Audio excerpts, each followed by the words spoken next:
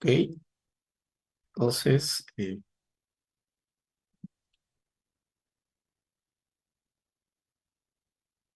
a ver, estoy compartiendo. Un momentito, está cargando, me parece.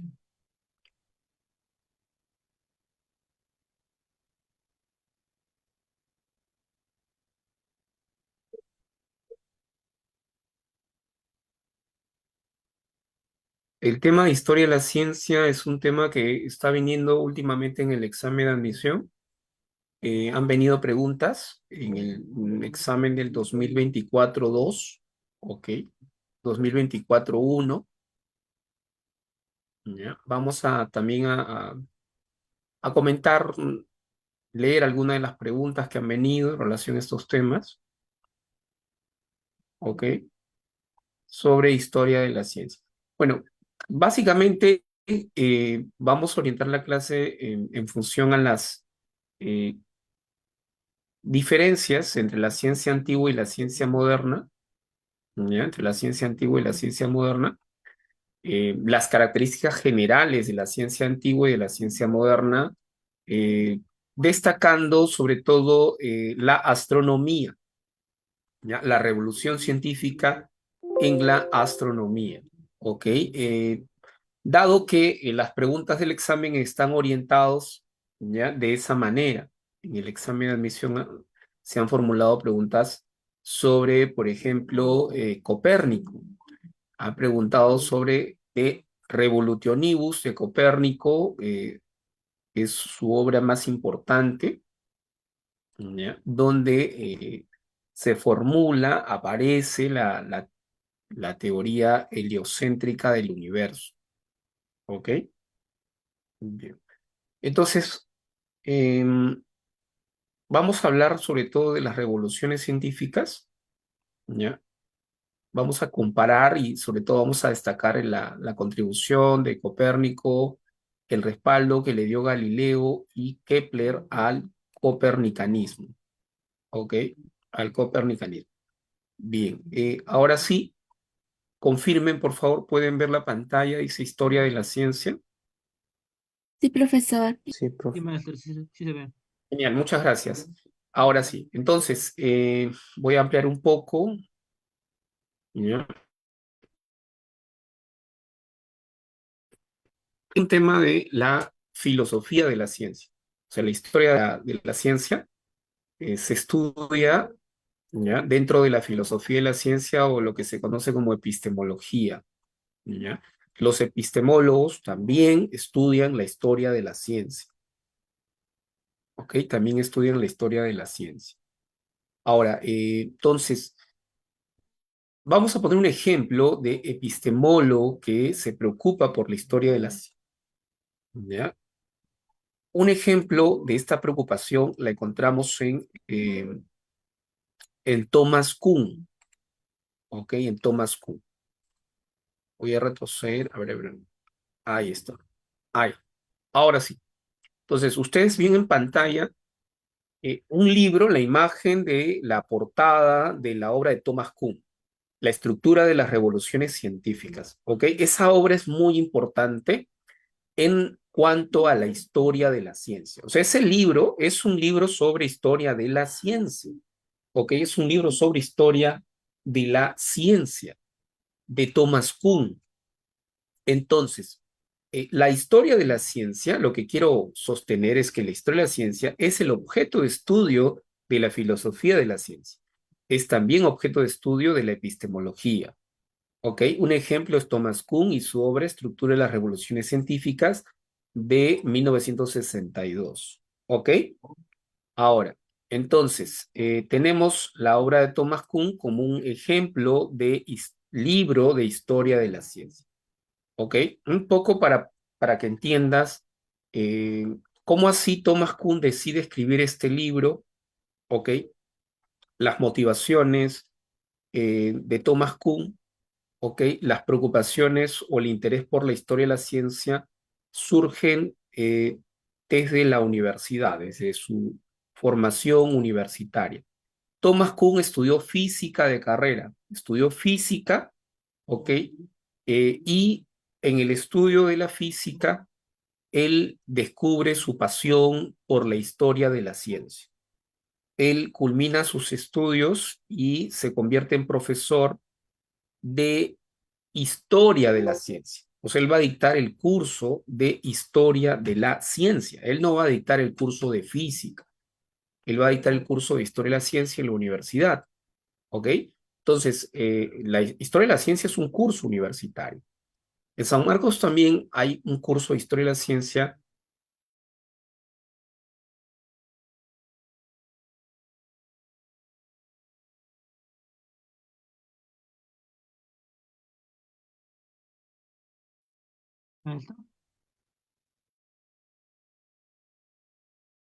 Dictando el curso de historia del curso de historia de la ciencia, ¿ya? El curso de historia de la ciencia durante 10 años, ¿ok?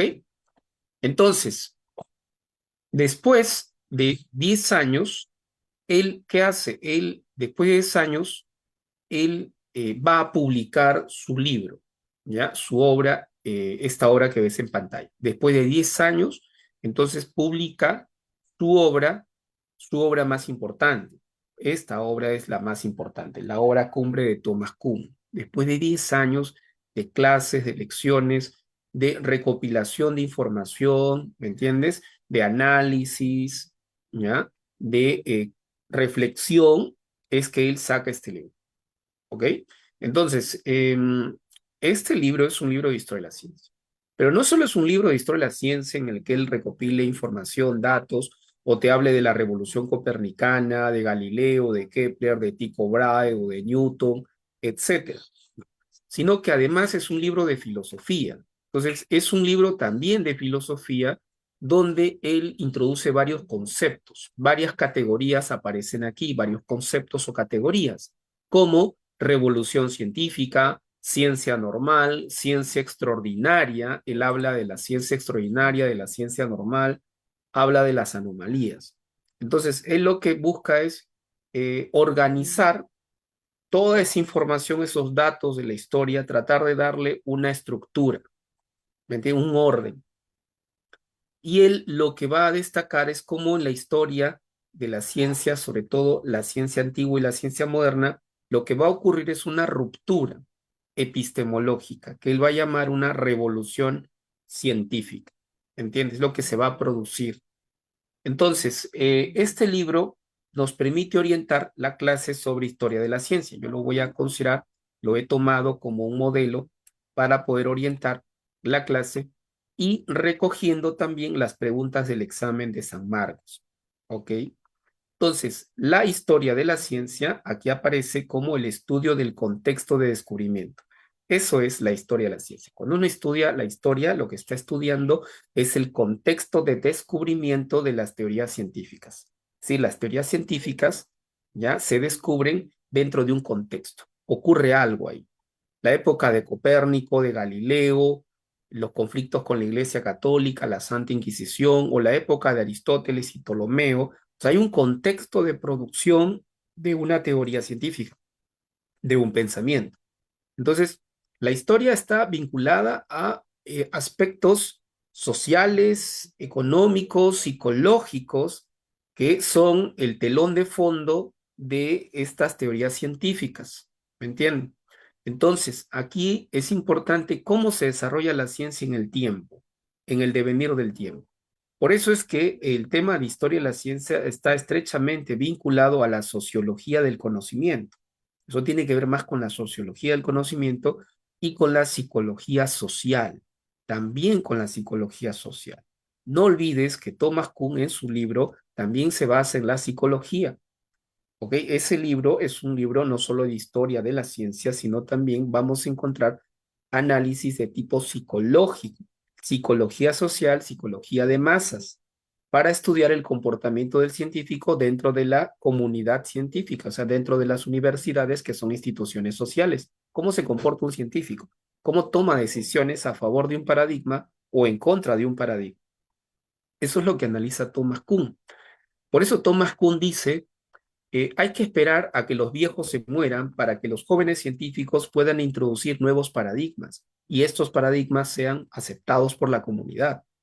Lo que pasa es que los viejos científicos, por un factor generacional, que tiene que ver con, ojo, psicología, ¿ya? Un factor generacional, los científicos se resisten al cambio, los científicos viejos, los viejos se resisten al cambio, ¿entiendes? Entonces los jóvenes siempre están tratando de innovar en el ámbito de la ciencia, ¿ok? Entonces vamos a encontrar esos enfrentamientos generacionales entre los científicos, ¿ok? Entonces, por esa razón, algunos epistemólogos, como Popper, como Carnap y Hempel, ellos consideran que la historia de la ciencia, ojo, en tanto estudio del contexto de descubrimiento, no es un tema genuinamente filosófico. ¿Estás escuchando lo que te estoy diciendo? Es decir, para algunos epistemólogos, la historia de la ciencia no es el objeto de estudio de la epistemología. La epistemología no estudia la historia de la ciencia. La historia de la epistemología se encarga de otro objeto de estudio que tiene que ver con lo que ellos llaman el contexto de justificación, no con el contexto de descubrimiento, sino con el contexto de justificación. ¿Qué quiere decir eso? Que tiene que ver con los criterios para validar una teoría, los criterios de demarcación entre la ciencia y la pseudociencia, es decir, el criterio de verificación, el criterio de falsación. Esos criterios son competencia, establecer criterios para diferenciar la ciencia y la pseudociencia son criterios que establecen los epistemólogos. Es el objeto de estudio genuino de la epistemología, no la historia. ¿Entiendes? Es lo que opinan a algunos epistemólogos. Sin embargo, Thomas Kuhn sí le da importancia a la historia y considera que la historia de la ciencia sí es importante en el estudio de la epistemología. ¿Te das cuenta que hay también entre los epistemólogos posturas diferentes, ¿no? Enfrentadas acerca de la importancia que tiene la historia de la ciencia? ¿Ok? Eso no hay que olvidarlo. ¿Ya? Muy bien. Entonces, considerando lo antes, lo que acabamos de decir, ¿ya? Y orientándonos, tomando en cuenta la obra de Kuhn como una especie de modelo de referente, ¿ya? Kuhn lo que nos propone es que la historia de la ciencia hay que verla, hay que analizarla y hay que estudiarla a partir de procesos revolucionarios, que en la historia ha habido revoluciones científicas, ha habido quiebres, ha habido puntos de inflexión, ¿ya? Es decir, ha habido rupturas del pensamiento científico, en el que se ha abandonado pensamientos anteriores, tradicionales, por nuevas formas de pensar. Entonces ha habido rupturas, varios periodos de rupturas en diferentes campos de la ciencia. Es decir, que el conocimiento no es lineal, no es continuo, no es acumulativo, sino que en el conocimiento, en el desarrollo del conocimiento hay rupturas, hay revoluciones científicas. Significa que se abandonan las formas de pensar anteriores por otras formas de pensar nuevas, novedosas, que en un primer momento son difíciles de aceptar. La gente se resiste, sobre todo los científicos, la comunidad se resiste a aceptar nuevas teorías. ¿Ok? Bien. Entonces, aquí tenemos ciencia antigua, características generales de la ciencia antigua. Estas serían las características generales de la ciencia antigua. ¿Ok? Características generales de la ciencia antigua. ¿Ok? A ver, eh, me preguntan por los dos tipos de contexto. A ver, uno se llama contexto de descubrimiento, ¿ya? Contexto de descubrimiento es lo que se conoce como historia de la ciencia. O sea, la historia de la ciencia tiene que ver con el estudio del contexto de descubrimiento, ¿ok? ¿Descubrimiento de qué? De teorías científicas. Es decir, ¿cuáles son los factores psicológicos, sociales, económicos o culturales que están detrás de la formulación de una teoría científica? En cambio, el contexto de justificación es diferente. El contexto de justificación tiene que ver con los criterios para validar una teoría, los criterios que respaldan una teoría científica frente a otras. Esos criterios pueden ser el criterio de verificación o el criterio de falsación. Entonces, esos criterios que justifican una teoría, establecen que una teoría es verdadera, ¿ya? Esos criterios son ajenos al contexto histórico. Es decir, la historia ahí no tendría nada que ver. Por eso es que los epistemólogos no se ponen de acuerdo. Ahora, aquí tenemos ciencia antigua y vamos a señalar también en su momento las características de la ciencia moderna. ¿Ok? Características generales de la ciencia antigua. ¿Ya? La ciencia antigua fue una ciencia cualitativa. Cualitativa. ¿Ok? Es decir, aquí lo que importan son las cualidades. ¿Ya? Las cualidades, no la cantidad. La ciencia moderna, luego vamos a indicar las características, pero te adelanto, la ciencia moderna es cuantitativa. Es decir, el científico moderno está obsesionado con establecer mediciones. Todo lo quiere medir, ¿ok? Todo lo quiere medir y utiliza el lenguaje de la matemática, ¿no? Los números para establecer mediciones, para cuantificar, ¿ok? En cambio, la ciencia antigua es predominantemente cualitativa, no cuantitativa. Y las variables cualitativas, por ejemplo, yo puedo referirme al color de los ojos de alguien, el color de los ojos, el color del cabello, ¿ya? El estado civil de una persona son cualidades, son variables cualitativas, ¿no? Le podemos llamar variables cualitativas, ¿entiendes? Entonces, las cualidades, por ejemplo, Aristóteles habla de la causa formal. La causa formal, como la esencia de la cosa, ¿ya? O la causa final o el concepto del bien como la felicidad. Esas son ideas que destacan aspectos cualitativos. Y eso era lo más importante para los científicos en la antigüedad. Y, ojo, Aristóteles fue un científico en la época antigua. Aristóteles fue el padre de varias ciencias. Por eso vamos a comenzar por Aristóteles, el padre de la biología, de la psicología, de la lógica. Entonces, Aristóteles fue ojo, el fundador de muchas ciencias, fue un filósofo sistemático que inaugura muchas ciencias, ¿ok? Entonces, vamos a tomar en cuenta a Aristóteles como científico, como un referente importante, sobre todo para la cosmología, la concepción cosmológica y astronómica del mundo antiguo, o sea, la imagen del universo en la antigüedad, cuál era la imagen que tenían del universo, cómo concibieron el universo Aristóteles y Ptolomeo, que son dos científicos importantes. Otra característica de la ciencia antigua es que es especulativa, es muy teórica, muy especulativa, muy abstracta, ¿ok?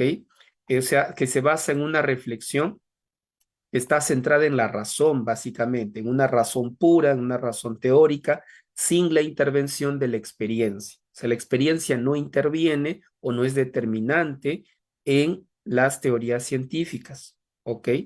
Entonces, Aristóteles cree que las leyes del universo se pueden deducir lógicamente por medio de la razón, ojo, sin apoyo, sin ayuda de la experiencia. En cambio, en la época moderna esto es diferente. En la época moderna la ciencia es observacional, es empírica, es experimental, a diferencia de la ciencia antigua. También la ciencia antigua es deductiva, ¿ya? Es deductiva o muy deductivista, ¿ya? Es deductiva, ¿ok? Entonces parten de un razonamiento lógico, principalmente el silogismo. Aristóteles empleaba el silogismo, inventó el silogismo. Entonces, su razonamiento lógico estaba basado en el silogismo y el silogismo es un tipo de razonamiento deductivo o método deductivo. También era una ciencia que aún estaba arrastrando la metafísica. Era una ciencia que tenía elementos o rasgos metafísicos heredados de Platón. En el caso de Aristóteles, heredados de Platón. Entonces, metafísica en el sentido de que está más allá de lo físico, es decir, más allá de lo que podemos observar, podemos ver, podemos comprobar las esencias, ser, Dios, ideas platónicas. Y también la ciencia antigua era muy interpretativa y sobre todo argumentativa. Es decir, que los científicos, ya para determinar la verdad sobre alguna teoría, ellos debatían, discutían, argumentaban. Y quien argumentaba mejor era el que ganaba el debate y por tanto él tenía la razón en cuanto a una teoría científica. Entonces la ciencia se resuelve básicamente a partir de argumentos. Pero en la época moderna no es así. En la época moderna no se trata el argumento como tal lo que determina la verdad de una teoría, ¿ok? Sino que se trata de las pruebas, pruebas objetivas, pruebas realizadas en laboratorios, experimentos y observaciones a través de un telescopio o un microscopio. Eso es determinante para validar una teoría. para afirmar que una teoría es sólida, es verdadera. ¿Entiendes? Entonces, estas son las características generales de la ciencia antigua, podemos decir griega, ¿ya? Helenística, romana, ¿ok? Y Aristóteles es un referente de la ciencia antigua. Aristóteles, aquí estamos mostrando una obra de Aristóteles, ¿ya? Esa obra es una obra sobre cosmología, sobre astronomía. Se llama Decaelo. Decaelo es también una obra de Aristóteles, ¿ok?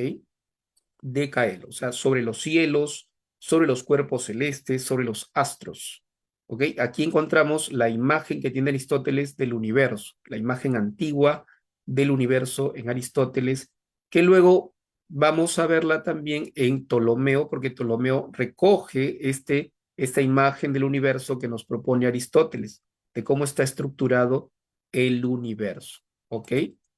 Entonces, comenzando por ahí, luego tenemos aquí a Aristóteles como un referente de la ciencia antigua, ¿ok? Filósofo sistemático, fue el más grande filósofo sistemático de la antigüedad, fue el padre de varias ciencias, la biología, lógica, psicología, obras de Caelo, física, también tiene una obra titulada así, física, su obra de física, ¿ya? También está la obra Historia de los animales, ¿ok? Ahora, según Aristóteles, como lo estaba señalando, lo estaba mencionando, las leyes del universo, ¿ok? Las leyes del universo se deducen lógicamente de la razón pura, básicamente, de nuestra razón, ¿ok? Y el universo, según Aristóteles, estaba compuesto esferas concéntricas, por esferas concéntricas. ¿Ok? Va a hablar de las esferas. Ahorita vamos a determinar cuáles eran estas esferas concéntricas. ¿Ok? Y por supuesto, la Tierra estaba en el centro de estas esferas. ¿Ok? El motor inmóvil es la idea que tiene Aristóteles de Dios. Entonces, ¿qué es lo que hace Dios? Dios lo que hace es impulsar el movimiento circular de las esferas celestes. O sea, la causa del movimiento, las esferas, los cuerpos celestes, los planetas, se van a mover y su movimiento es circular. Lo que hace que se muevan de manera circular, ¿ya? Es Dios. O sea, Dios es la causa del movimiento de los cuerpos celestes, ¿ok? A excepción de las estrellas fijas. Ahorita vamos a ver una imagen, las estrellas fijas no se mueven. Hay una esfera que se llama la esfera de las estrellas fijas, que es la última esfera, ¿ya? Pero esas no se mueven, esas están estáticas. La Tierra, dice Aristóteles, estaba en el centro del universo. Por tanto, el modelo aristotélico y que luego Ptolomeo recoge es el modelo geocéntrico del universo. O sea, Aristóteles va a plantear un modelo geocéntrico del universo. La Tierra en el centro del universo y era el lugar de cambio y corrupción, mientras que en los cielos se encuentran las esferas celestes que son perfectas, son divinas y que rodeaban la Tierra. ¿Ok? Entonces, la Tierra, ya todo lo que ocurre en la Tierra es algo que se corrompe. La Tierra es corruptible, los elementos que componen la Tierra, las cosas de la Tierra. Lo que está más allá de la Tierra, ¿ya? Los cuerpos celestes tienen una naturaleza divina, son perfectos, tienen forma esférica, su movimiento es circular y son cuerpos perfectos, cuerpos celestes perfectos, ¿ok? A diferencia de las cosas que se encuentran en la Tierra. Entonces, Aristóteles va a decir que la Tierra estaba formada por cuatro elementos, o sea, los componentes de la Tierra son cuatro elementos, ¿no? Agua, aire, fuego y tierra. Son los componentes de la Tierra. Y el agua y la Tierra, ¿ya? Se dirigen hacia abajo, se mueven hacia abajo. El aire y el fuego hacia arriba. De manera natural, el aire y el fuego siempre tienen un movimiento ascendente hacia arriba. El agua y la tierra hacia abajo. ¿Ok? Entonces, eso es lo que va a sostener y también va a decir que, bueno, los cuerpos celestes están compuestos no de agua, ni de tierra, ni de aire, ni de fuego. Entonces, ¿de qué están compuestos los cuerpos celestes? Los planetas, ¿no? Venus, Júpiter, Saturno, los planetas que hasta esa época se conocían, estaban compuestas de un elemento que se llama el quinto elemento, y ese quinto elemento se llama éter. Éter es un elemento puro, es un elemento luminoso, un elemento brillante. El éter es el elemento puro y brillante del que están compuestos los cuerpos celestes. Eso tiene que ver con lo que Aristóteles llama el mundo supralunar. Entonces, Aristóteles va a hacer una división entre el mundo sublunar, que es la Tierra, y el mundo supralunar, que es la Luna y todo lo que está más allá de la Luna. ¿Ok? Entonces, en el sistema cosmológico de Aristóteles, la Tierra ocupa el lugar central, principal, y estaba rodeado por esferas concéntricas que contenían la Luna, el Sol, los planetas y las estrellas fijas. Cada esfera estaba formada por un quinto elemento. Ese quinto elemento del que se componen los cuerpos celestes es el éter, que era incorruptible y perfecto. Este sistema era aceptado por la Iglesia Católica. Ya, aquí hay algo muy interesante, o sea, lo que Aristóteles va a plantear y después Ptolomeo también va a plantear, porque Ptolomeo recoge esta imagen del universo de Aristóteles, esta teoría geocéntrica. Ptolomeo va a recoger y también la va a defender, ¿ok? Lo que ocurre es que la Iglesia, ya, la Iglesia, después, siglos después, la Iglesia Católica va a aceptar y va a defender el modelo aristotélico tolemaico del universo. Ok, repito, la Iglesia Católica acepta y defiende el modelo aristotélico tolemaico de la estructura del universo o de la imagen del universo en la época antigua. ¿Ok? Entonces, pero ¿por qué la Iglesia hace eso?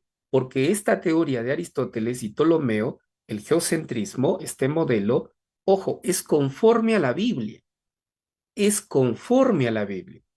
O sea que la teoría de Aristóteles y Ptolomeo se adecúa a la Biblia, ¿entiendes? O sea, no es al revés, no es que la Biblia se adecúe a la ciencia, sino que la ciencia se adecúa a los dogmas de la Iglesia, que están contenidos en la Biblia. Entonces, los padres de la iglesia, los escolásticos, los profesores aristotélicos en la época del Renacimiento, siempre citaban la Biblia para defender el modelo aristotélico tolemaico. ¿Me entiendes?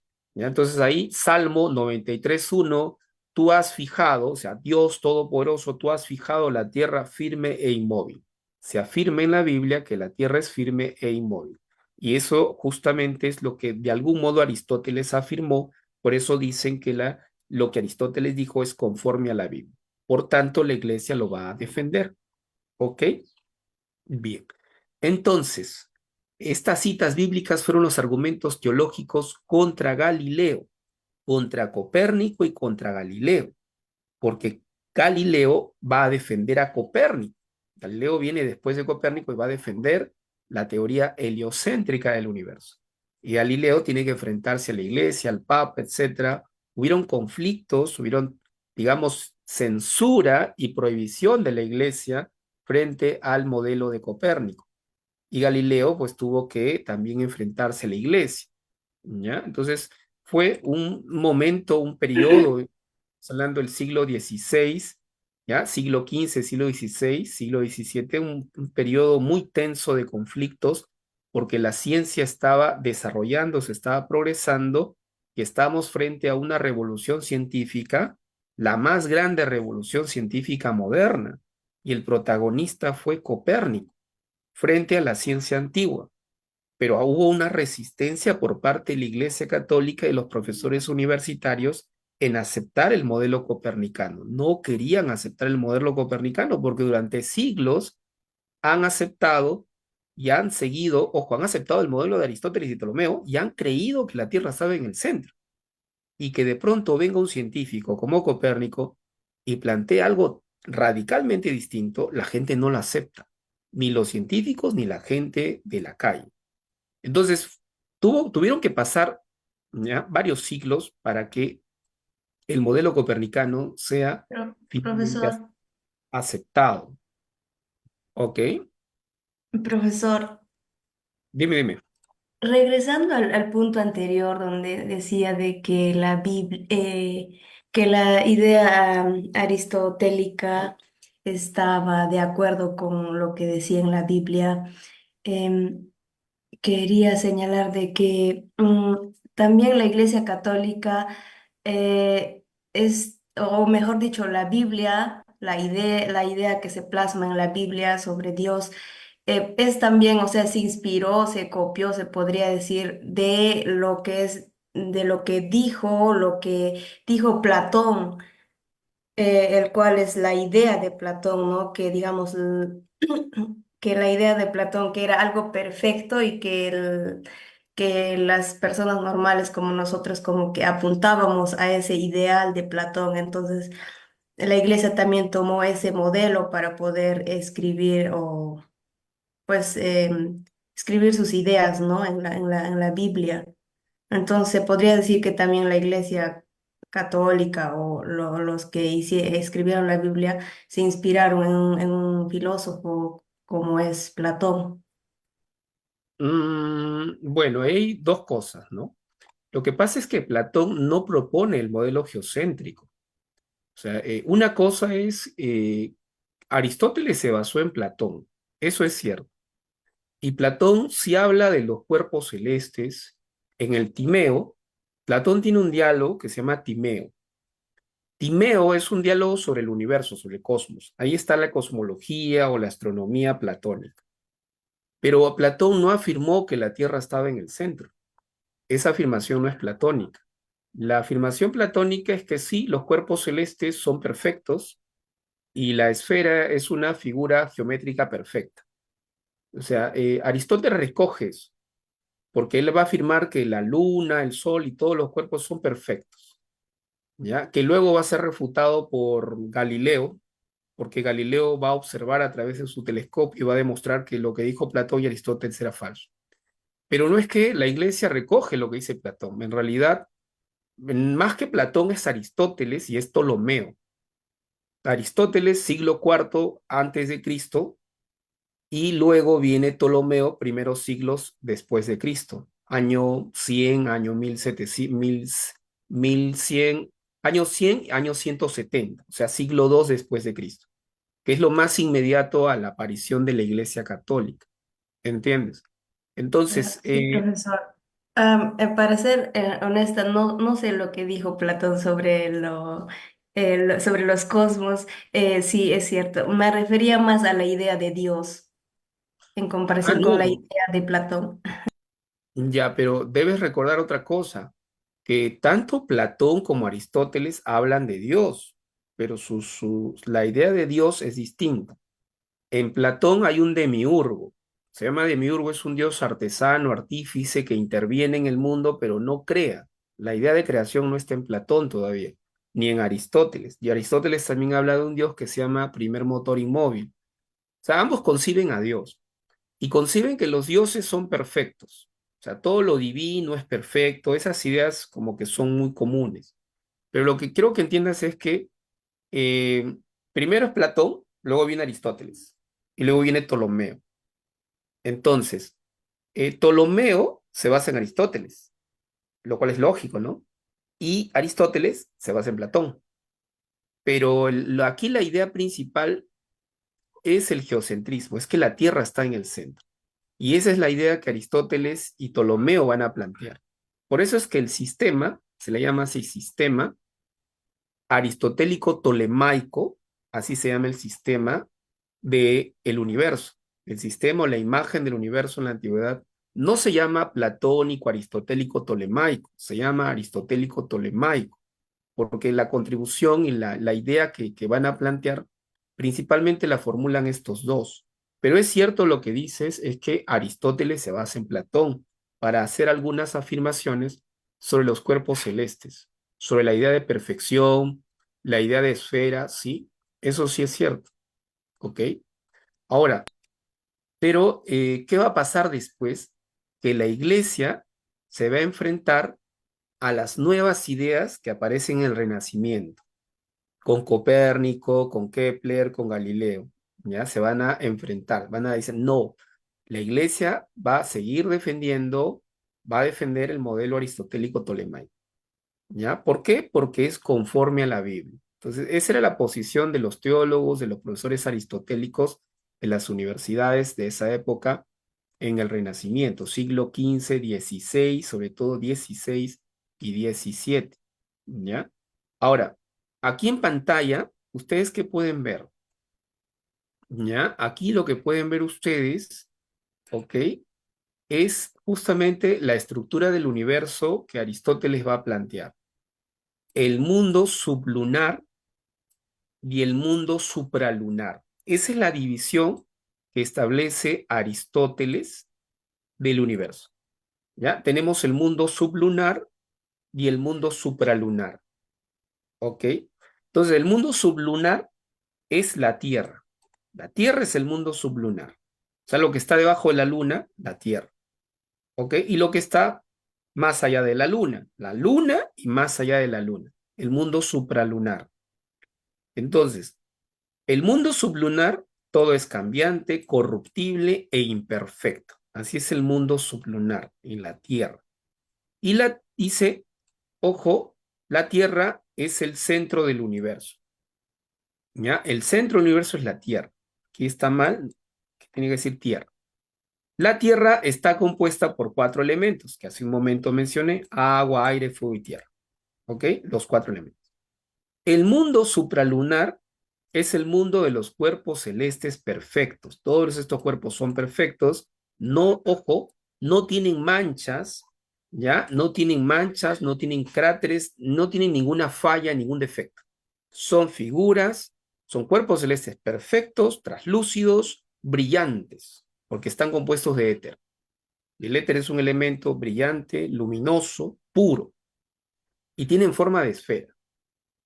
El movimiento de estos cuerpos es circular, movimiento circular.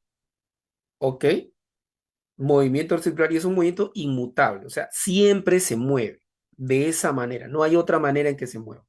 No se mueven en elipses, en parábolas, no describen otro tipo de movimiento orbital. Su órbita son circulares, ¿ok?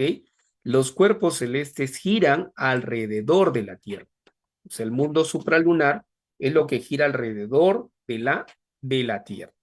¿Entiendes?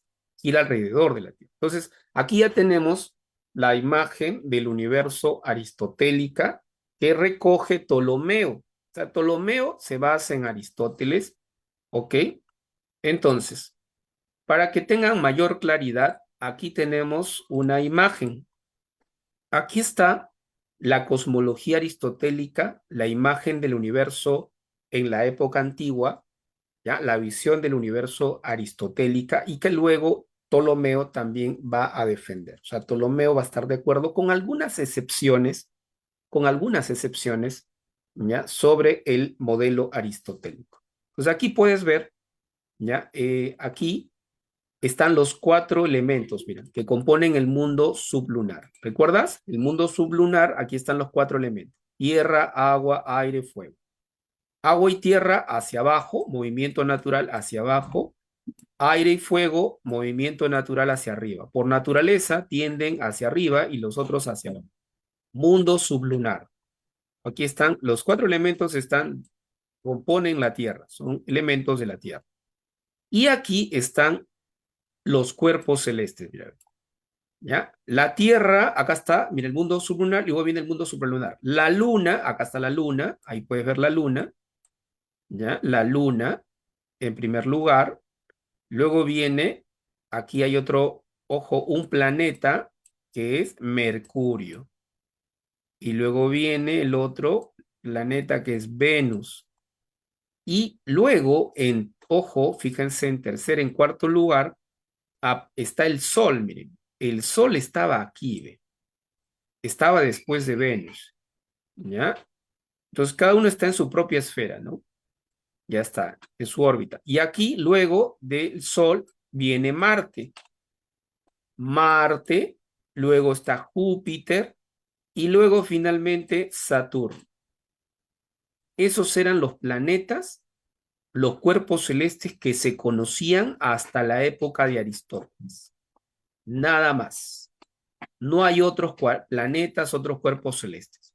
Eran la Luna, Mercurio, Venus, Sol, Marte, Júpiter, Saturno y alrededor, mira, fíjate en la imagen, alrededor, ¿qué es esto que está de color amarillo? Parecen unas manchitas. Eso que está alrededor son las estrellas. Entonces se llaman las estrellas fijas. Se le llama esfera de las estrellas fijas. ¿Ya? La esfera de las estrellas fijas. Son estrellas que no se mueven, ¿ok? Y que están brillando. Entonces, esta es la imagen del universo aristotélico, de la cosmología aristotélica y tolemaica, porque Ptolomeo también va a recoger y defender este sistema, este modelo, ¿ok? También. Recuerda que los cuerpos celestes están compuestos de esta sustancia, este elemento llamado éter. Es el quinto elemento, ¿ok? De estos cuatro es el quinto elemento, ¿ya? Del que se componen los cuerpos C, los cuerpos celestes. Entonces, después te voy a mostrar la cosmología copernicana para que veas la diferencia con Copérnico. El modelo copernicano, ¿ya? Lo vamos a mostrar después en otra imagen, ¿ok? Para que veas la diferencia. Te vas a dar cuenta que hay algunas características que se mantienen. Algunas se mantienen en el modelo copernicano de lo que dijo Aristóteles. O sea, no es que Copérnico cambia completamente el modelo. Lo que va a cambiar en esencia es el centro. O sea, la ubicación de la Tierra no está en el centro, ¿ya? Sino el Sol, ¿ok? Pero Copérnico sigue creyendo, por ejemplo, ¿qué cosa? Que el movimiento de los cuerpos celestes es circular. Copérnico sigue creyendo que el movimiento de los cuerpos es circular, de los cuerpos celestes, de los planetas. Es decir, la órbita de los planetas, la órbita que describen los planetas es circular. Ya, esa idea es un error, ¿ok? ¿Y quién va a corregir ese error? Kepler. Kepler, después de Copérnico, va a decir, no es la órbita de los planetas, que describe el planeta, no es circular, es elíptica. O sea, es una elipse lo que describe las órbitas de los planetas en su movimiento. ¿Ok? Y Galileo se va a basar en Kepler y va a sostener efectivamente que el movimiento es elíptico y no circular. ¿Te das cuenta que, o sea, a pesar de que Copérnico, digamos que en la época del Renacimiento cambia el modelo, el esquema, conserva algunas características del modelo aristotélico y tolemaico? ¿Ok? Entonces, acá tenemos el modelo aristotélico, ¿ok? Y ahora vamos brevemente a hablar de Ptolomeo, ¿ya? De Ptolomeo después de Aristóteles. Claudio Ptolomeo, científico, astrónomo, matemático. Nace en Alejandría, ¿ya? Ciudad fundada por Alejandro Magno. Según los biógrafos de Ptolomeo, dicen que él fue el que dirigió la biblioteca de Alejandría, la más grande biblioteca de la antigüedad. Obra de Ptolomeo, Almagesto. Así como hemos mencionado la obra de Aristóteles, de Caelo, ahora tenemos Almagesto. Almagesto, obra más importante de Ptolomeo, se traduce como el más grande. Almagesto significa el más grande o el gran tratado. Es un tratado de ciencia, de cosmología, de astronomía. Se basó en la cosmología de Aristóteles, pero recogió evidencia empírica para respaldar su teoría geocéntrica del universo.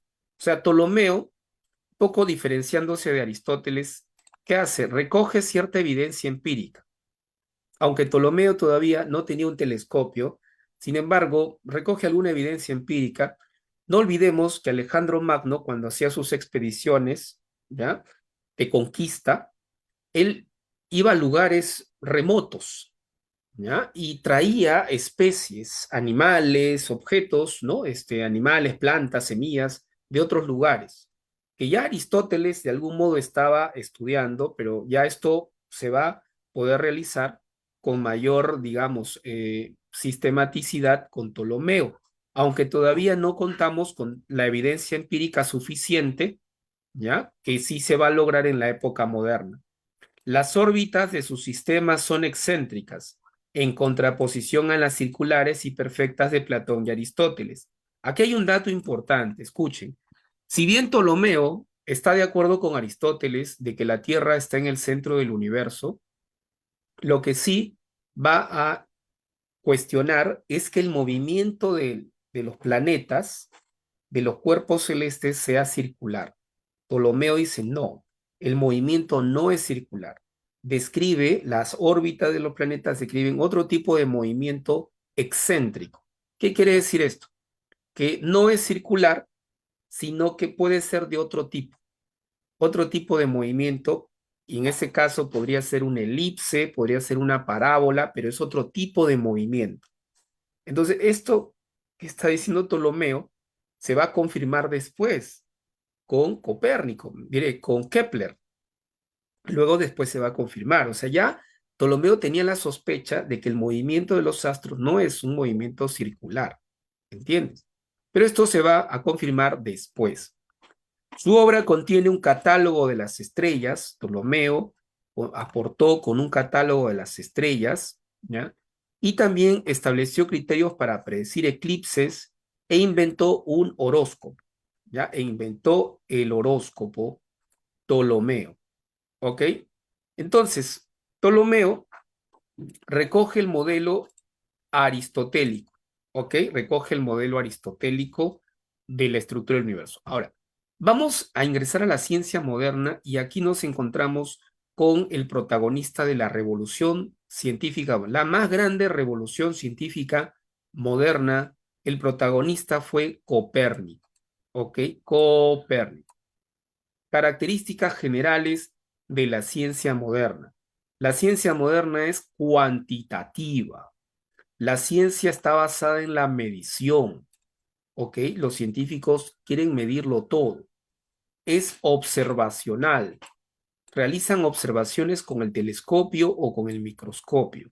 Es decir, fabrican herramientas, técnicas o tecnología para poder hacer avanzar la ciencia, hacer progresar la ciencia. También es empírica porque hay una confianza en la experiencia y en la observación. La ciencia moderna es experimental. ¿Ya? Experimental. Se realizan experimentos en laboratorios. La ciencia moderna es matematizada. Matematizada quiere decir que el saber, el conocimiento se expresa en el lenguaje matemático. Dado que el lenguaje matemático es riguroso, es exacto y permite hacer cálculos. ¿Ok? Hay una confianza en el lenguaje de la matemática. Es inductivo. El método de la ciencia moderna va a ser la inducción. ¿Ya? El método de la investigación en la ciencia moderna, ¿ya? Aparece la inducción como método y tiene también un carácter predictivo, deduce nuevos conocimientos y eventos futuros.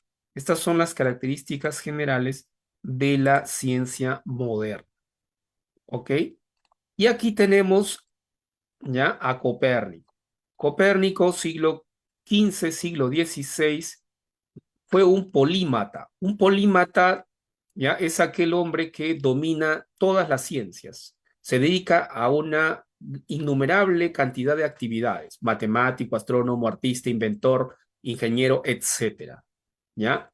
Entonces, un polímata renacentista polaco, prusiano o de origen polaco. Formuló la teoría heliocéntrica del universo, del sistema solar, ¿ok? Del universo. Y por tanto, Copérnico es el protagonista de ¿qué? De la más grande revolución científica moderna. ¿Ok? Por eso es importante Copérnico. La obra de Copérnico de Revolutionibus, ¿ya? Vino en el examen de admisión. Ojo, en el último examen de admisión vino pregunta, citaron la obra de Copérnico, hicieron una pregunta sobre historia de la ciencia. Luego les voy a mostrar la pregunta para que ustedes vean, ya, digamos, cómo es que el tema de historia de la ciencia ahora viene en el examen. Fue uno de los, ojo, acontecimientos más importantes de la historia de la ciencia, desencadenando la revolución llamada copernicana. La revolución copernicana, ¿ya? Y realizando una contribución pionera a la revolución científica en la época del Renacimiento. Para Copérnico, el Sol se ubica en el centro del universo y los planetas giran de modo circular a su alrededor. Los planetas describen una órbita circular. ¿Ok? Su movimiento es circular. Esta idea es antigua, aún se mantiene en el modelo ya copernicano. Entonces, aquí tienes la imagen de el universo, la imagen moderna del universo. La imagen moderna del universo, el modelo copernicano. ¿Ok? Entonces, en este modelo copernicano, ¿qué podemos observar en el modelo copernicano? Aquí está el Sol, miren. El Sol está en el centro y no la Tierra. ¿Ok? Aquí está el Sol. Luego tienes, aquí hay un planeta, acá está, Mercurio.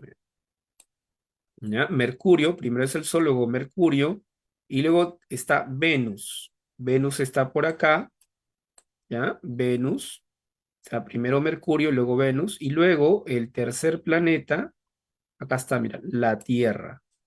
La Tierra, el tercer planeta. Mercurio, Venus, Tierra. Y la Tierra, fíjate que aquí, la Tierra que tiene, tiene un satélite, está la Luna. La Luna sería la siguiente esfera, la esfera de la Luna. La Tierra y luego viene la Luna, mira. La Luna, ¿ya? La Luna. Y luego viene la Luna, viene Marte, ¿ya? Marte, ¿ok? Marte, Júpiter, ahí está Júpiter, y finalmente Saturno. Y por supuesto, las estrellas fijas. O sea, todavía Copérnico sigue creyendo que alrededor de estos cuerpos celestes se encuentran las estrellas fijas. O sea, aquí se encuentra la esfera de las estrellas fijas. Esa esfera de las estrellas fijas que Aristóteles había planteado y Ptolomeo aún se mantiene en la imagen del universo de Copérnico. Aún aparece esa idea de las estrellas fijas y del movimiento circular. O sea, aquí puedes ver el movimiento de tipo circular, las esferas son circulares. ¿Ok? Esa idea va a ser luego cuestionada por Kepler, ¿ya? Y Kepler va a demostrar que el movimiento de los planetas, la órbita que describen los planetas, es una órbita elíptica, ¿ya? Elíptica. Ahora, después de Copérnico aparece Galileo. Galileo es sumamente importante. ¿Por qué? ¿Saben por qué? Porque lo que Copérnico va a plantear, ¿ya? Eh, no es todavía del todo convincente. O sea, cuando aparece, muchos no aceptan el modelo copernicano, el sistema de Copérnico, porque siguen aferrados al modelo aristotélico tolemaico. Y sobre todo porque no hay evidencia empírica. O sea, no hay observaciones que confirmen que el Sol está en el centro y que los planetas giran a su alrededor. Entonces, por eso Galileo es importante. ¿Por qué? Porque Galileo lo que hace es fabrica su propio telescopio, ¿ok? Fabrica su propio telescopio. O sea, para 1909, 1908, 9, 10, ya se había fabricado un telescopio. Hans Lippershey inventó el telescopio y luego Copérnico va a fabricar su telescopio. Y a partir de que fabrica su telescopio y comienza a observar los astros, es que encuentra la evidencia empírica contundente. ¿Para qué? Para confirmar, para determinar o demostrar la validez del sistema copernicano. ¿Entiendes? Y es eso lo que hacía falta. Y Galileo lo va a hacer, lo va a demostrar con sus observaciones. De tal manera que poco a poco logra que la gente se convenza y abandone el modelo aristotélico tolemaico. Pero hubo una resistencia, no fue fácil. No fue fácil, no ocurrió de la noche a la mañana, porque Galileo tuvo que enfrentarse también a la Iglesia Católica, a la Santa Inquisición. ¿Ok? Entonces Galileo fue un científico del Renacimiento, un científico de origen italiano, fue astrónomo, ingeniero, matemático, físico, etcétera, padre de la astronomía, algunos lo consideran como padre de la física, padre de la ciencia moderna. Entonces Galileo mejoró el telescopio que ya había sido inventado, fabricó su propio telescopio y realizó observaciones astronómicas que, ojo, demostraron la validez del sistema copernicano y al mismo tiempo refutaron, invalidaron el sistema aristotélico tolemaico. O sea, el golpe de muerte al sistema aristotélico tolemaico lo va a dar Galileo a través de sus observaciones. Entonces, son importantes las observaciones que realiza Galileo y los descubrimientos que hace a través de estas observaciones. ¿Qué es lo que descubre? ¿Ok? Porque en esa época mucha gente, incluso el mismo Galileo, en un comienzo no estaba convencido del sistema copernicano. Tenía dudas acerca del sistema copernicano, pero luego se convence. Y el problema viene ahí, que Galileo también era un creyente. Y entonces está de por medio la Biblia y los profesores aristotélicos y el modelo aristotélico tolemaico. Entonces, él se da cuenta que la ciencia tiene que abrirse camino, tiene que desarrollarse, a pesar del dogma de la iglesia y la censura y las prohibiciones. Entonces, Galileo, estratégicamente, ¿qué hace Galileo? Galileo, ojo, es aristotélico en público. En público, Galileo va a ser aristotélico. Galileo va a ser profesor de varias universidades, la Universidad de Padua, la Universidad de Pisa. Galileo, en público, en la universidad, en algunos lugares, en algunos espacios públicos, como científico, él va a ser aristotélico. ¿Me entiendes? Entonces es como si le preguntaran, oye usted, Galileo, ¿usted es aristotélico, tolemaico o es copernicano? Y Galileo decía, no, yo soy aristotélico tolemaico. La Tierra está en el centro del universo. Eso decía Galileo.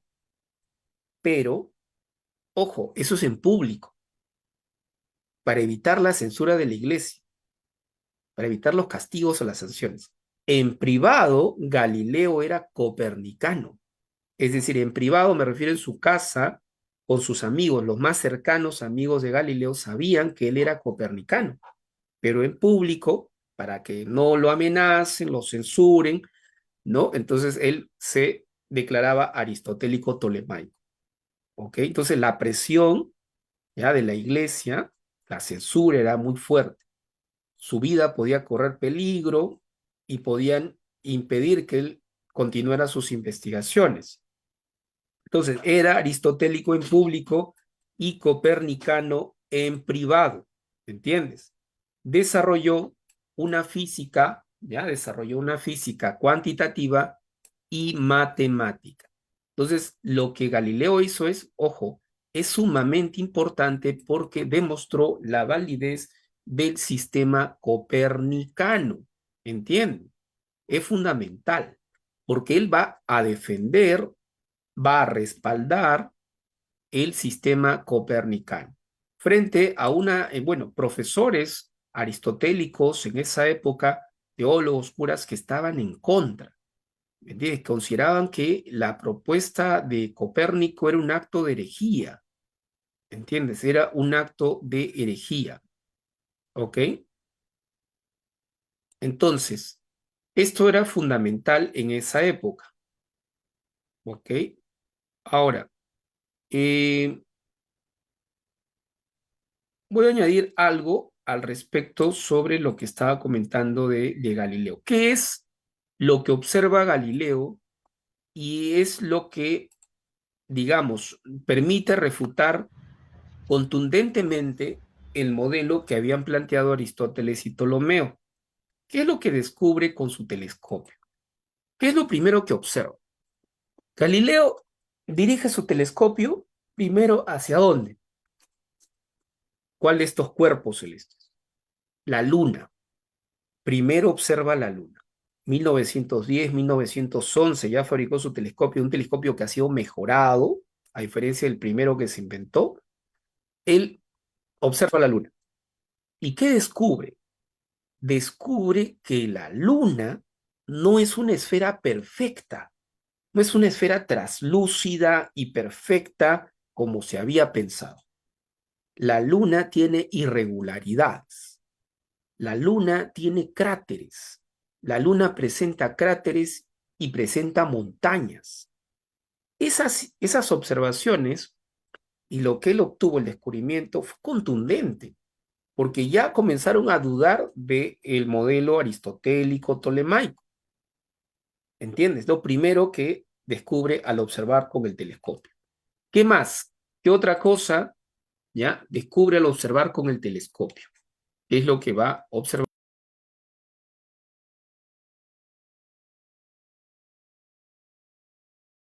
Profesor, su audio. Profe, se fue su micro. Profe, su micro está apagado.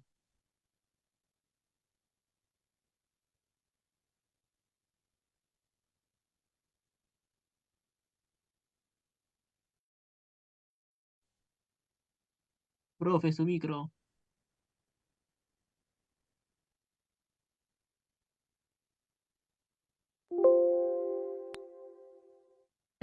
Qué raro. Ya. Ahora sí. Em, entonces, primero la luna. ¿Ya? En primer lugar, la luna. Y bueno, lo que descubrió fue contundente. ¿Ok? En segundo lugar, Galileo observó a Júpiter, el planeta Júpiter. ¿Y qué descubrió? Que Júpiter tiene varios satélites y que estos satélites no giran, ¿ya?, alrededor de la Tierra, como había pensado Ptolomeo, Aristóteles y Ptolomeo, sino que estos satélites giran alrededor de Júpiter. O sea, son cuerpos celestes que giran alrededor de Júpiter. La idea inicial de Ptolomeo y Aristóteles es que todos los cuerpos celestes giran, describen órbitas circulares alrededor de la Tierra. Todos. No puede ser que un cuerpo celeste gire alrededor de Júpiter o varios de ellos alrededor de Júpiter como planeta, como es el caso de la Luna. Entonces, esas observaciones fueron contundentes, esos descubrimientos para la época, y mucha gente no lo podía creer. Y luego, en tercer lugar, ¿ya? Galileo continuó sus observaciones, ¿ya? Continuó sus observaciones, ¿ok? ¿Y qué es lo que descubrió? Dirige su mirada, su observación hacia el Sol, hacia el Sol. ¿Y qué descubre? Que el Sol tiene manchas, ¿ok? Que el Sol tiene manchas, presenta manchas. Entonces, este conjunto de observaciones y descubrimientos fueron contundentes para poder abandonar, ¿no?, de una vez por todas el modelo aristotélico tolemaico. Pero repito, esto fue gradual, fue un proceso difícil porque la gente, ojo, por un lado tienes a los científicos, matemáticos, físicos, aristotélicos, en gran parte muchos de ellos, la mayoría, pocos copernicanos por ahí, y la gente en la calle. La gente que no son científicos, no han estudiado nada, ¿no? Entonces ellos lo que hacen es forman su opinión a partir de la opinión de otros o a partir de lo que leen, puede ser en los diarios o la opinión de la gente, ¿ya? Entonces tomó tiempo para que se produjera esta revolución científica y finalmente la comunidad científica, los científicos validaran y aceptaran este nuevo modelo. Por eso es que creo que entiendas algo. Por eso Thomas Kuhn, y esto tiene que ver con un argumento más psicológico, señala de que para que los jóvenes científicos puedan introducir un nuevo paradigma, para que un paradigma sea aceptado dentro de la comunidad científica, hay que esperar que los viejos científicos se mueran o salgan o se jubilen, porque si ellos siguen ahí dirigiendo, tienen poder, ¿ya?, dentro de la comunidad científica, dentro de las universidades, ellos no permiten esas innovaciones, esos cambios. Se aferran a los modelos clásicos o a las teorías estandarizadas y a los métodos estandarizados en el ámbito de la ciencia. Entonces, es una cuestión generacional porque las teorías científicas cambian nuestra manera de percibir el mundo, de entender la realidad. O sea, no es que la teoría científica no tenga ningún efecto sobre la sociedad. Por supuesto que tiene un efecto sobre la sociedad, La gente comienza a pensar y a ver el mundo de otra manera. Cambia nuestra percepción de la realidad. A eso se llama reorientación gestáltica. La Gestalt, recuerda esa escuela alemana que descubre las leyes de la percepción, ¿ya? La palabra significa estructura, forma, o puede entenderse como la percepción. Entonces, lo que cambia con un nuevo paradigma, con una revolución científica, es la percepción que tenemos del mundo. Eso dice Thomas Kuhn. O sea, cambia nuestra mentalidad, nuestra forma de entender la vida, las cosas, etcétera. Entonces, por eso lo que Copérnico produjo fue una revolución que tuvo un gran impacto en la mentalidad de la gente. Y por eso tuvo resistencias en un comienzo. Entonces, eso es lo que trata de explicarnos Thomas Kuhn en su obra, ¿no? Que es un libro sobre historia de la ciencia. ¿Ok? Claro que Thomas Kuhn no se refiere únicamente a la astronomía, pero la astronomía es central en su obra, o sea, la revolución científica copernicana es central, es clave. Aunque él también se refiere a otras revoluciones científicas, por ejemplo, la teoría corpuscular de la luz de Newton, que luego fue reemplazada por la teoría ondulatoria de Huygens, ¿ya? Entonces, para explicar la luz en óptica, o sea, también se produjo revoluciones científicas en la óptica, ¿ya? En diferentes ámbitos de la ciencia.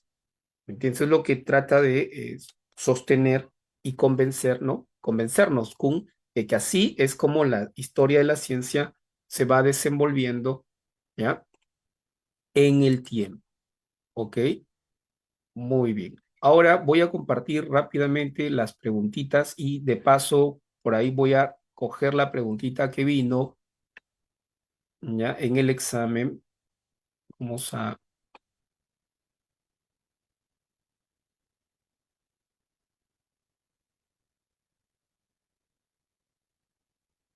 Profesor, Sí, profesor, disculpe, otra revolución científica también sería la refutación que hizo Pasteur a la generación espontánea, ¿no? también, sí, también es, por ejemplo, Mendel versus Darwin.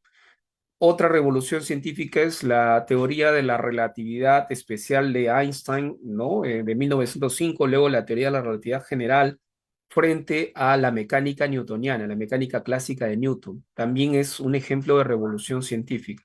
O sea, revolución científica se han dado en todos los campos de la ciencia, pero Kuhn le presta, digamos, mayor atención a la revolución copernicana, porque, o sea, sobre todo porque marca un antes y un después entre la ciencia antigua y la ciencia moderna. Sobre todo cómo comienza la ciencia moderna, cómo se inaugura y cómo cambia drásticamente la manera de pensar de los hombres, ¿no? Pero sí, es correcto. En todos los ámbitos de la ciencia se han producido revoluciones, ¿ok? Unos que han tenido mayor impacto que otros, pero ciertamente se ha producido en la historia de la ciencia. Están viendo la pantalla, estoy compartiendo, a ver, voy a ampliar un poquito. Sí se ve. Se ve, Mm, profesor. ya, entonces, aquí se habla, miren, aquí tienen una pregunta 2024-1. Ya es una pregunta reciente. Voy a leer dos, básicamente. Ya, dice, con el arribo de la revolución copernicana, está hablando de la revolución copernicana, se produjo un tránsito entre la ciencia antigua, o sea, la clásica, y la moderna. Como consecuencia, se mermó el prestigio y la autoridad de autores antiguos. Ya, pues, ¿a quién se está refiriendo? Aristóteles. Aristóteles, ya que era un autor venerado durante siglos. Era la autoridad máxima, Aristóteles y Ptolomeo. Permitió, dice, ¿qué es lo que permitió? La autonomía del pensamiento. O sea, la autonomía del pensamiento es lo que permitió la revolución copernicana. Lo que trajo consigo, lo que produjo fue eso. Miren. Y el libre desarrollo de las ciencias. El libre desarrollo de las ciencias. Yo lo he sombreado aquí en amarillito, dice autonomía del pensamiento y el libre desarrollo de las ciencias. ¿Para qué? Para que podamos marcar la clave, para que te des cuenta cuál es la clave. Dice, las que fomentaron, la clave, ¿cuál sería? La iniciativa personal en la investigación de la naturaleza, el carácter decorativo, la tradicional gestión sacerdotal, la valoración del saber, la transmisión de un conocimiento absoluto y completo. No, la clave sería la A. Esa es la clave. La iniciativa personal. Cada científico tiene la iniciativa, tiene la voluntad de hacer descubrimientos, innovaciones, inventan telescopios, inventan una serie de máquinas, etcétera. En la investigación del cosmos, pues en la naturaleza, del universo. La clave es avioncito, ¿ya? Avioncito. ¿Ok? Ahí está la pregunta. Revolución copernicana.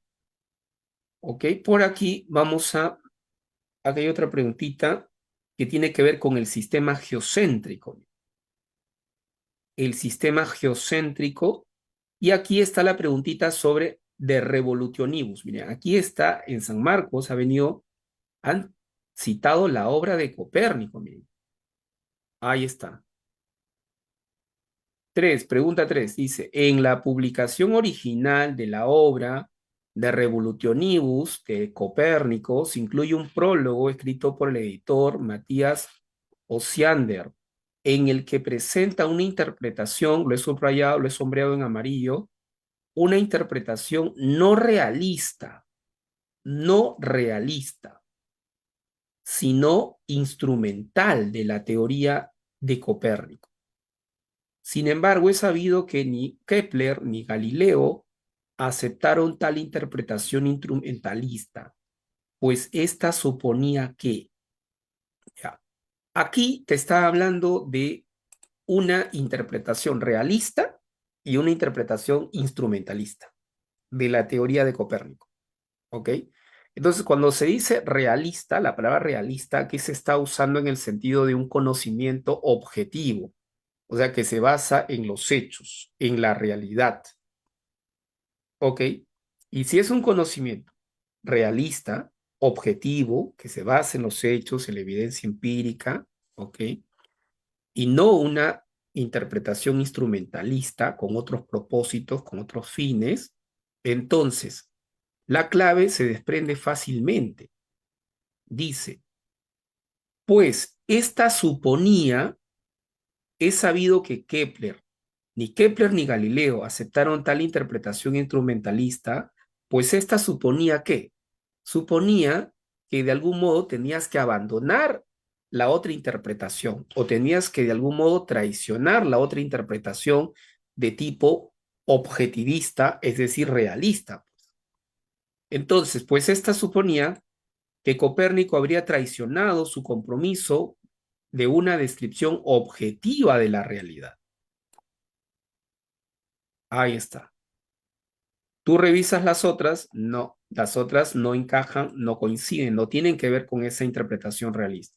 ¿El mérito de tal prólogo sería reconocido académicamente por algunas universidades? No tiene nada, es un distractor. ¿El propio Galileo habría priorizado el cálculo matemático sobre la evidencia empírica? No, es un distractor. Aquí no se está señalando eso. Se está hablando de dos interpretaciones, pero no de la importancia que tiene el cálculo matemático. ¿Copérnico estaría siguiendo las consecuencias del modelo cosmológico de Aristóteles? No. ¿La nueva obra de Copérnico sería tan solo una ampliación con matices neoplatónicos? No. Aquí el asunto está que esta suponía, dice, ¿ya? Suponía que Copérnico habría traicionado su compromiso con una descripción realista, es decir, objetivista de la realidad. Pues. Es que sí, si aceptamos el modelo o la interpretación instrumentalista, entonces estaríamos en contra de la interpretación realista o de la descripción objetivista del universo. ¿Ok? Entonces, la clave es la A. 2024-2. Clave es la A. Entonces, en este último examen, este es el último examen de San Marcos, han venido varias preguntas sobre historia de la ciencia. ¿Ok? Historia de la ciencia. Puede ser que estas preguntas se repitan, o mejor dicho, las preguntas no, pero el tema sí. El tema de la historia de la ciencia pueda volver a ser tema de pregunta en el examen. ¿Ya? Tema de pregunta en el examen. Entonces, han sido varias las preguntas que han venido sobre historia de la ciencia. ¿Entiendes? Y principalmente sobre Copérnico, ¿no? Copérnico, la revolución copernicana, ¿ya? La revolución copernicana. Entonces, en este momento voy a compartir pantalla para que veamos las preguntitas. De seguro ya has analizado las preguntitas, ya las tienes marcaditas. A ver, ahí están las preguntitas. ¿Ok? Ahí tienes las preguntas. Número 1. Del texto se infiere que la ciencia tuvo un desarrollo continuo. Por tanto, no hay, ¿qué cosa no hay? Si tuvo la ciencia un desarrollo continuo, es decir, de la ciencia antigua a la ciencia moderna, no hay una ruptura, sino vamos a suponer que la ciencia, su desarrollo es continuo, es lineal, o sea, no hay rupturas. Por lo tanto, lo que se puede concluir es que no hay ciencia moderna sin ciencia antigua, pues. No podría haber ciencia moderna si no nos basamos en la ciencia antigua. Entonces, ¿la clave cuál sería ahí? La clave sería, uno sería, vamos a sombrear acá, la de sin, no hay ciencia moderna sin ciencia antigua. Uno dado. Dos, si la ciencia antigua proviene de los, entonces se equivocó. O sea, si proviene de los griegos, romanos, persas, al sostener que solo los griegos eran los únicos animales racionales. Y Ensos dijo eso. Esa idea está asociada a ¿quién? A Aristóteles. La clave sería la E. ¿Ok? Aristóteles se pudo haber equivocado en ese tipo de afirmaciones. ¿Ok? De que solo los griegos eran animales racionales. Ya está. Dos enanos. 3, número 3. Del texto dice, se infiere que el título más adecuado, ¿ya? Del título más adecuado sería, en este texto me está hablando del papel que jugaron las mujeres en la ciencia, sus aportes en la ciencia. Y no se está refiriendo a un solo campo de la ciencia, sino en un sentido muy general. Entonces, aquí la clave sería el aporte de las mujeres al desarrollo de la ciencia en un sentido amplio, un sentido general. Tres dado. Tres dado. ¿Ya? Tres dado. Ok. Vamos con la siguiente. 4. Se infiere del texto que él estaba compuesto por los planteados por los filósofos presocráticos, siendo él el quinto elemento. Ya, pues. Entonces aquí ya hemos dicho cuál es el quinto elemento.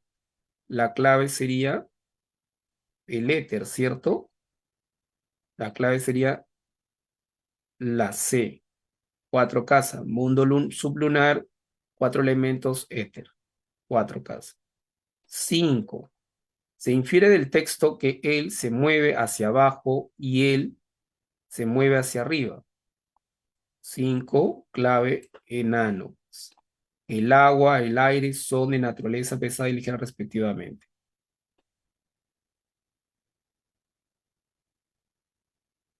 6. Del texto se infiere que hay entre la teoría de los 4 humores, ¿ya? Y la teoría de los 4 elementos, o sea, entre Hipócrates y Empédocles hay una relación, ¿cierto? Hay una influencia. Por lo tanto, la clave sería hay una sintonía o influencia entre Hipócrates y Empédocles. Casa, 6 casa. 6 casa. ¿Ya? 6 casa. Ya. A ver. 7. Del texto se infiere que la ciencia y la filosofía comparten, probablemente sea cierto lo que dicen. ¿Qué comparten? En las 7 comparten pues un origen común, pues, ¿no? Se dice que la filosofía es la madre de todas las ciencias, la filosofía como la madre de todas las ciencias. 7 dado, ¿ya? 7 dado. En la 8 del texto se infiere que la, ligada a la, pasó después a convertirse en una. Aquí me hablan de la física aristotélica, me hablan de la crítica de Bacon a Aristóteles.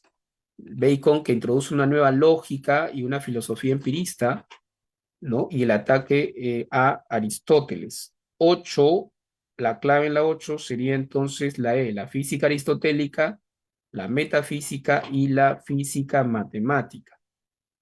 8 enano. 9, se infiere el texto que Galileo funda al establecer un método. ¿Qué funda? ¿Una nueva qué? Una nueva ciencia será, ¿cierto? Al establecer un método basado en qué? Los datos de la experiencia y al margen de toda. En los datos de la experiencia, ¿ya? ¿Y al margen de toda qué? Al margen de toda sería subjetividad, ¿cierto?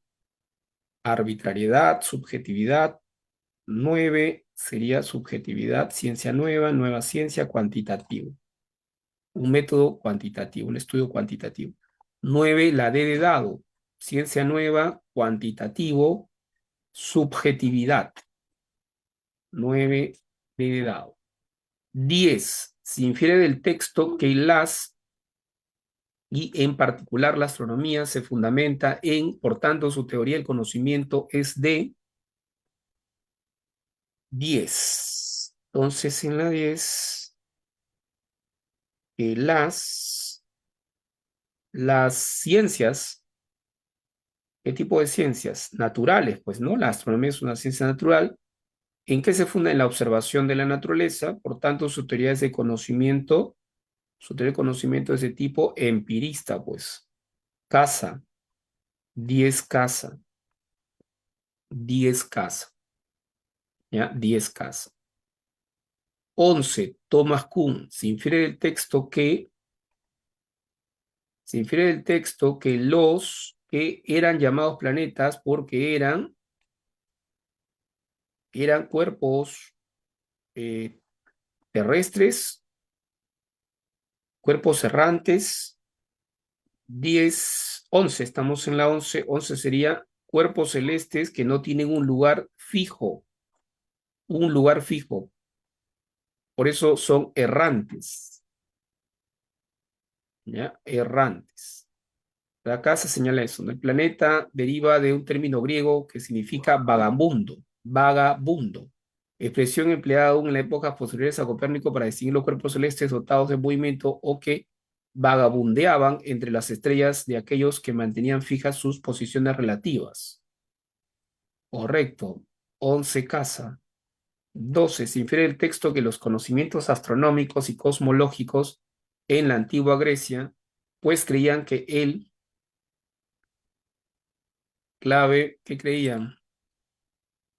Conocimientos astronómicos y cosmológicos en la antigua Grecia eran muy limitados, pues, ¿no? Pues creían que el Sol era un planeta. Eso pensaban en la antigüedad, que el Sol era un planeta. ¿Ok? Ahí está, así como la Luna que tiene su propia esfera, cada uno se movía, creían que eran planetas. 12 enano. 12 enano. ¿Ok? Muy bien, ahí están compartiendo las claves. Ahí tienen las claves, están compartiendo las claves. ¿Ok? ¿Qué es un exégesis? Un exégesis es una interpretación de un texto. Cuando tú lees o interpretas un texto, una discusión sobre el significado de un texto, el mensaje, el sentido que quiere transmitir el autor. Un ejemplo de interpretación instrumentalista quiere decir que no es una interpretación fiel a la naturaleza, o sea, no describes la naturaleza tal y como es, sino más bien pretendes ajustar tus ideas, tus hipótesis, ¿ya? Pretendes ajustar sus hipótesis, ¿ya? Digamos, forzando la realidad. Es decir, utilizas como un instrumento para ajustar la realidad a tus hipótesis, a tus creencias, ¿entiendes? Y no al revés. Se supone que la ciencia, el conocimiento es un conocimiento objetivo en la medida que uno es fiel a la naturaleza, a cómo se comporta en la naturaleza. Pero pensar de otra manera o en otra interpretación instrumentalista es querer adecuar la realidad a un esquema teórico, ¿me entiendes? Entonces, eso es lo que a veces hacen los científicos. Es decir, quieren que la naturaleza obedezca a la teoría, se sujete a la teoría, porque la teoría ha sido elaborada de la manera más rigurosa posible, etcétera. Pero más bien es la teoría que se tiene que adecuar a la realidad, ¿me entiendes? Entonces, en ese sentido, se habla de una interpretación instrumentalista en contra de una interpretación realista o objetiva, que recoja la evidencia empírica, la realidad misma, lo que ocurre en el mundo, y no tanto se someta a un esquema previamente concebido o una especie de teoría a priori, al margen de la experiencia. Entonces, ese es un gran dilema entre los científicos, ¿no? ¿Ya? Porque o la realidad se adecua a la teoría o la teoría se adecua a la realidad. Entonces, esa confrontación entre dos interpretaciones está asociada a esos aspectos, ¿ok? A esos aspectos. Entonces, como señalé, este es un tema, digamos, que probablemente venga en el examen. Por eso es que lo hemos considerado dentro del temario, ¿ok? El profesor que hizo el examen, este último examen, justamente el profesor es profesor de San Marcos, ya es un profesor nombrado, yo lo conozco, fue mi profesor, sé quién es, quién hizo el examen de admisión, no les voy a decir. Él dicta el curso de Historia de la Ciencia. Él dicta el curso de Historia de la Ciencia en San Marcos. Él me enseñó a mí y también dicta el curso de Epistemología y Filosofía Analítica. Entonces, cuando yo reviso el examen, ya este último examen que les he mostrado, cuando yo veo las preguntas, yo rápidamente comienzo a pensar quién pudo haber hecho el examen. ¿Ya? Y yo de pronto pienso, sí, fue este profesor.